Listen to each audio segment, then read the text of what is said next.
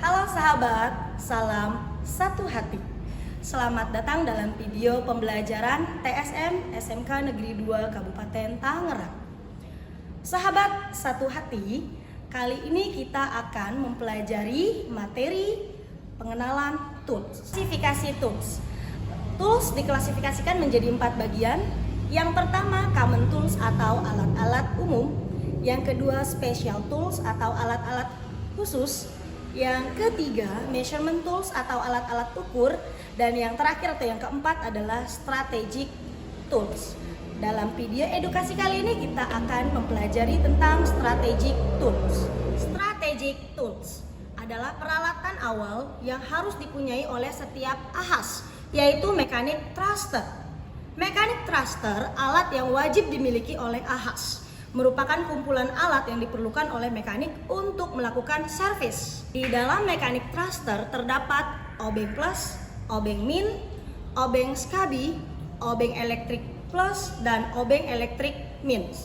Dalam penggunaan obeng atau driver, seorang mekanik harus menerapkan perawatan antara lain. Penggunaan obeng harus sesuai dengan ukuran mulut kepala baut. Selesai pemakaian harus dibersihkan dengan kain lap, mengembalikan ke tempat semula dan menempatkan secara teratur. Tidak dibenarkan memukul batang obeng dengan palu kecuali obeng ketok.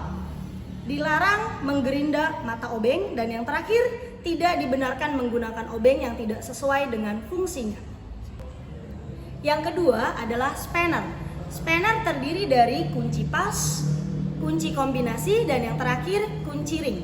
Dalam penggunaan kunci atau spanner, seorang mekanik harus menerapkan perawatan antara lain menggunakan kunci sesuai dengan ukuran mur dan baut.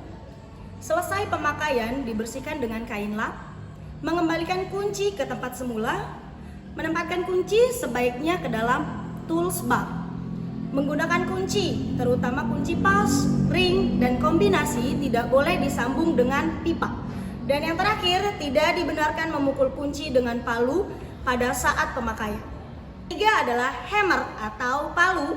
Hammer terdiri dari palu besi, palu plastik, dan palu tembaga. Dalam penggunaan hammer atau palu, seorang mekanik harus melakukan perawatan antara lain. Menggunakan palu harus sesuai dengan fungsinya. Selesai pemakaian harus dibersihkan.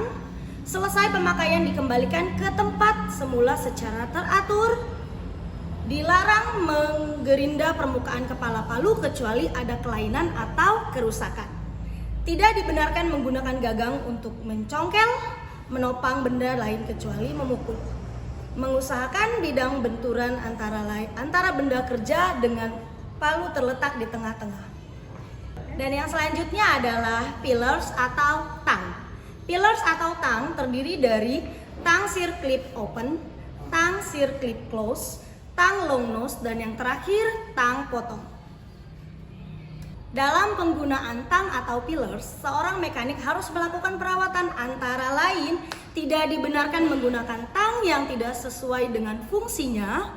Selesai pemakaian harus dibersihkan, mengembalikan peralatan ke tempat semula dengan teratur. Tidak memukul tang dengan benda lain saat dipergunakan, dan yang terakhir tidak menggerinda mata atau ujung mulut tang.